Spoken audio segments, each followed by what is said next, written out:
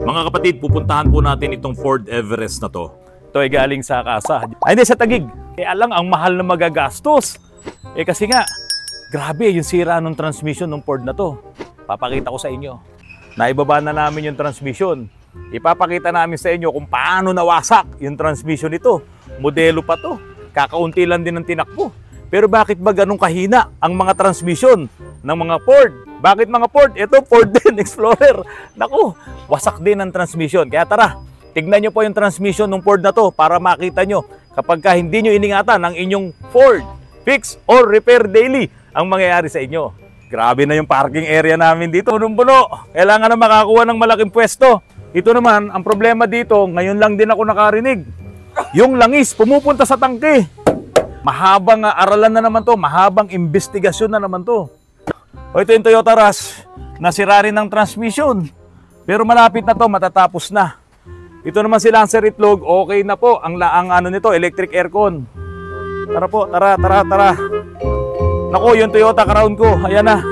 Dumumi na ng husto. Okay, ito, for overhaul. Galing pa po ito ng Davao.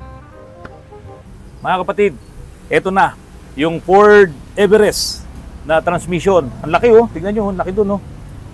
Oh. Ngayon, kinalas na po namin yan. Ang unang findings dito ng Ford Bonifacio, dyan sa Taguig, maraming nakita mga errors no? Shift solenoid. Shift solenoid, oh. Ilang 10 error na shift solenoid. Puro shift solenoid. Pagka doon ka lang nag-concentrate sa shift solenoid, ito yung mga shift solenoid Ito sir. Ito, kita mga pare. So yan, dami niyan, meron pa dito. Meron pa dyan sa kaloob-looban. Pag dito ka nag-concentrate, palitan mo lahat yan, wala ring mangyayari. Kaya yung unang sabi na natin sa may-ari nito, medyo napalaki na nga po yung aming estimate. Hindi lang naman isang beses kaming nakagawa ng mga transmission ng Ford Everest, pati yung Ford Wild Track. Diba? Halos pare-parehas naman yan ng mga transmission, pero parin siya. Ano talaga yung pinakamatinding problema nito? Kasi puro ito lang naman yung tinignan nila O, ipakita nga natin kung ano yung piyesang mamahalin na yon. Ito na po. Hindi talaga tatakbo. Ito na pala yung may-ari Ang sabi ng may-ari nito, bigla na lang nawala di ba? Oo Ha? Umaandar kayo, bigla na lang? Umaandar ang makina, tapos parang nag-release yung cambio. Wala na. Wala na. Forward, reverse. Wala. Wala na. Wala na. Pero buti hindi nyo pinagalaw sa iba kasi kung pinagpapalitan nyo ibang mga pyesa na nandun sa labas, wala rin mangyayari. Alam nyo kung bakit? Yung mismong bomba nasira Ito tignan nyo. Durog-durog Durog ang ngipin durog Itong bomba ayan dapat siya doon. Nakakapit siya dyan. Dito? Yan ito yung bomba. Dito siya nakapasok. Ayan, ganyan. Yung ngipin nun.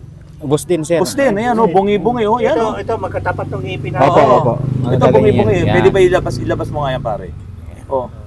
Ayan bungi-bungi Diba? Kaya hindi na rin mahagalaw Stock up na. Ito yung mga mahal na pyesa na sinasabi natin. Hindi naman nagre-repair dalin mo doon. Siyempre, pag talagang wala ng choice, sasabihin sa'yo, palit ng buong transmission. Kaya lang, pag once na nakalas na nilang ganyan yan, magabayad ka na kahit hindi mabuo yan Kasi hindi ka papayag doon sa bilihan ng bagong transmission.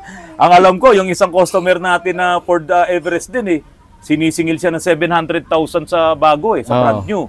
Brand new na transmission. Na transmission ng Ford Everest. So ngayon, ito ang malaking problema. Tapos yan. Yung ipapalit mo mga Ford din? Brand new sir, original sir. Hindi original. Brand new rin yun galing hindi magkakasya. Ito naman kasi, wala naman tatak ng Ford to Ayan walang tatak ng Ford yan. Kasi sinabi ko nga sa iyo sir, na to, gawa ng Korea na. Korea na yan, oo. Korea manufacture na to Kasi ito yung clutch drum housing, buo naman, sinabi ko kay sir. Ito, yung nasira dun sa Ford Wild Track, yung umaatras yung Saan ba yung Fortuner? yung bushing, sa Wild Track. Wild Track na Wild Track, Ranger. ganito rin ang transmission na Wild Track Kaya lang, nagka-problema sa inyo, talagang itong mismong bomba. Yan yung nakakapit doon mismo. Ayan ang ingay May cover na plastic Kasi naka-cover siya dyan. Kaya Ayun. yung ribaba, doon pupunta sa hindi pupunta sa balbadi. So itong valve body natin pwedeng ma-save ba to? Opo, boss. Opo. Okay, okay. Yun ang maganda. Yun ang good news. Masisave ang ating valve body. Pagdating sa lining at mga o-ring, Yung o-ring, sir, papalitan na natin yan. palit tayo lahat. Oo. Tsaka filter. Overalling kit ba yan? Opo. Oo. Ngayon, anong oras darating yung kit mo? After lunch. After lunch. Kasama yung mga pyesa na yan. Opo. Ito asin brand new talaga to, sir. Nung nakaraan, meron kaming MUX na ginawa dito. Bigla na lang ding nawala yung forward saka yung reverse. Pinahila dito. Akala ko ganun naman yung kaso na to. Eh hindi ba, ikaw pa paring Charlie yung nagkabit sa bushing. Kaya lang, ito wala tayong magagawa. Nakita nyo, bungi-bungi yung ano. Kung sa ipin to ng... Gear pump yan, no? Oo. Opo. Ito yung oil pump. Ito, oil pump to. Ang Magbibihis nakakasira lang nito, tayo. yung umaatras ka pa, tapos bigla mong ipapasok, i-engage ng drive. Umaatras ka pa, tapos biglang, Gumagalaw pa. opo, gumagalaw pa yung ano. Sasakyan.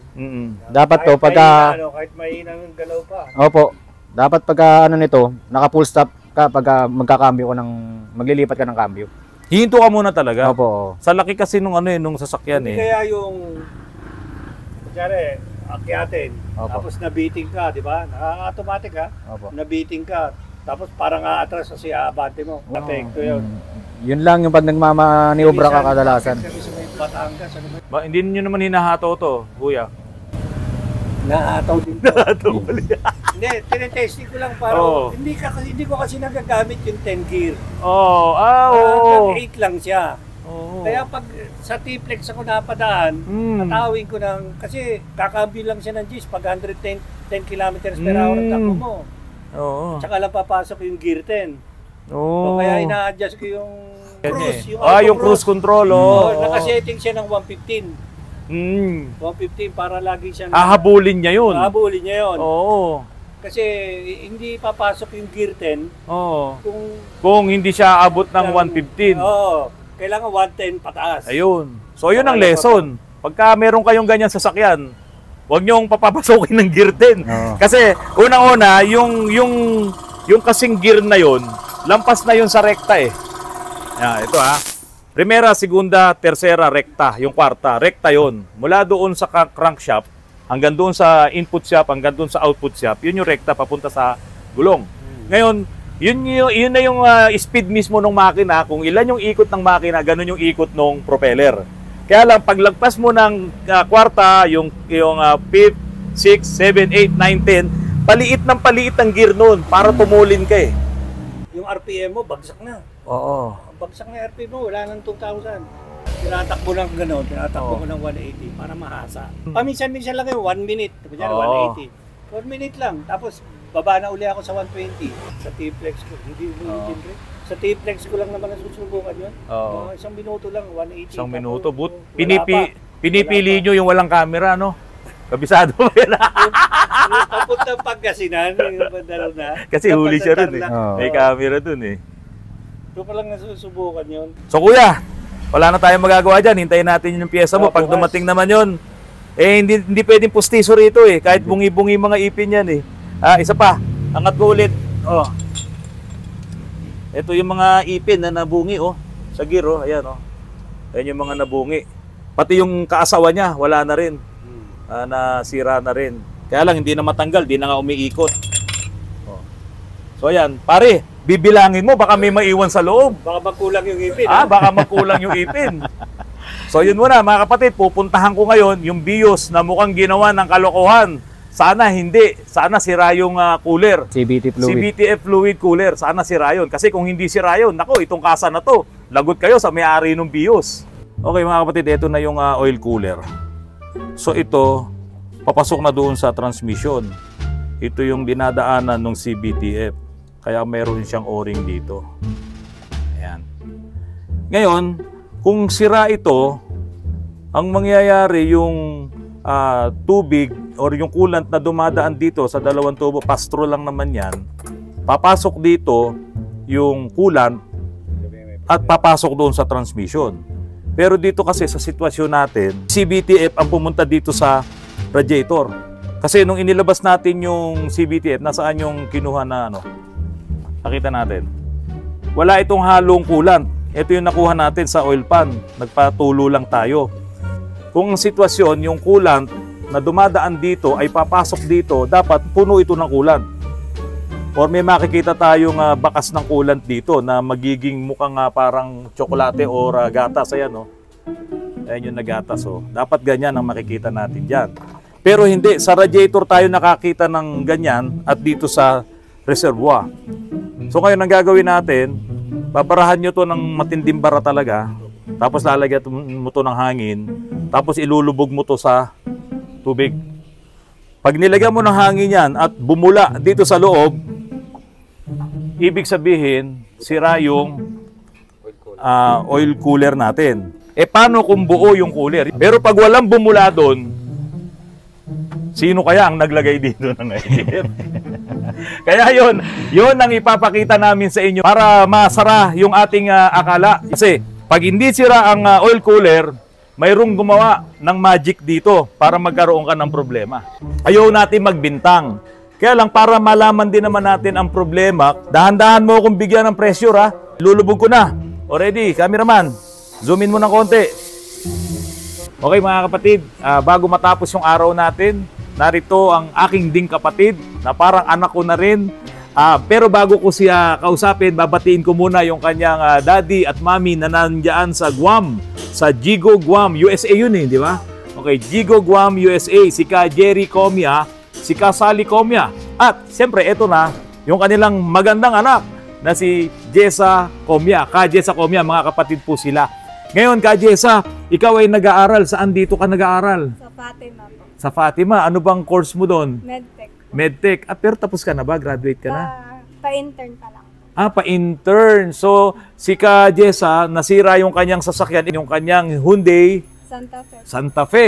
Anong lokal ka dito? Silangan. Silangan. Ay, hindi na siya sakop ng Hindi Rizal. Na po, Marikina na po. Marikina na. O, pag sa Marikina naman, ang pupuntahan mo dyan ay si Ka Eranio Prado, PD3 ng SSS, at si Ka Tirso Prado, PD1 naman ng Bayan-Bayanan. O, pagka may problema ka, puntahan mo sila, magtiyuhin sila na abogado.